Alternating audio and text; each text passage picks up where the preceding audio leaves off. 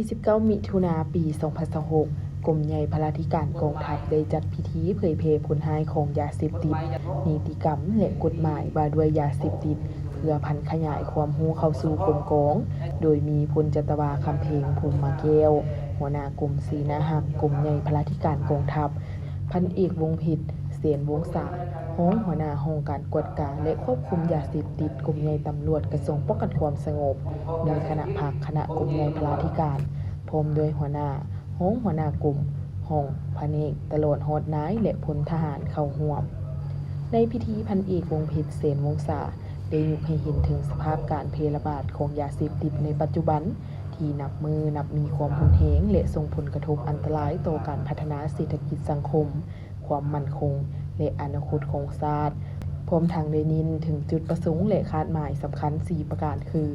การปลุกระดมทุกกำลังแหงโดยการหันเอาทั่วสังคมเข้าร่วมในการแก้ไขปัญหายาเสพติดที่กำลังแพร่ระบาดเป็นวงกว้างให้ลดน้อยถอยลงอย่างจะแจ้งการแก้ไขที่ต้นเหตุเพื่อสกัดกั้นและต้านการลักลอบค้าขายขนส่งยาเสพติดและสารเคมีต้นอย่างเด็ดขาดสร้างสังคมที่ปลอดภัยมีความสงบเป็นระเบียบเรียบร้อยและปลอดยาเสพติดในอนาคตการเพิ่มทวีการโฆษณาเผยแพร่ระเบียบกฎหมายและผลให้ของยาเสพติด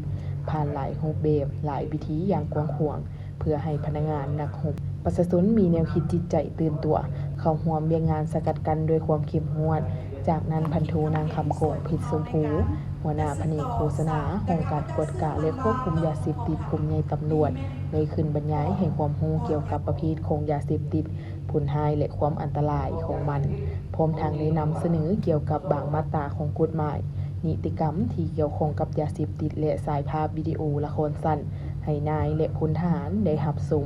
เพื่อรับรู้ถึงภัยอันตรายที่เกิดขึ้นในสังคมปัจจุบันซึ่งสาเหตุหลักแม่นเกิดจากยาเสพติดทางนี้ก็เพื่อเป็นการจัดตั้งพัฒขยายเนื้อในวาระแห่งชาติว่าด้วยการแก้ไขปัญหายาเสพติดซึ่งเป็นความรับผิดชอบร่วมกันของกระทรวงป้องกันประเทศและกระทรวงป้องกันความสงบที่ต้องได้ร่วมกันจัดตั้งพัฒขยายเข้าสู่กลุ่มกองและครอบครัวเพื่อเน้นใส่การสร้างความรับรู้และเข้าใจอย่างลึกซึ้งถึงผลกระทบต่อสุขภาพเป็นต้น